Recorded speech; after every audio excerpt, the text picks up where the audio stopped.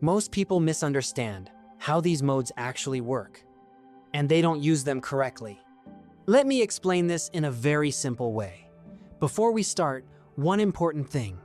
The reference image section is only used for temporary reuse. You don't need to select the same images again and again for each prompt. Just upload them to the reference section and reuse them anytime.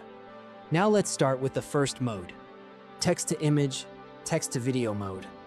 This is the default one. You simply convert text prompts into images or videos. Just write your prompt, and it generates the media. Now, next mode, frame-to-video mode. Here, you are not generating from scratch. You can create multiple videos using the same start frame and end frame with multiple prompts. This feature is designed for that. Let's see a simple example.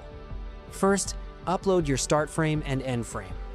Then add your prompt list and send it to the queue.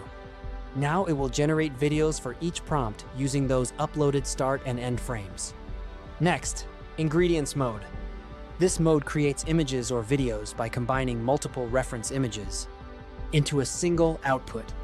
For example, you upload multiple reference images and generate one result that contains all those elements combined. Now, paired mode. This is mostly used for animation.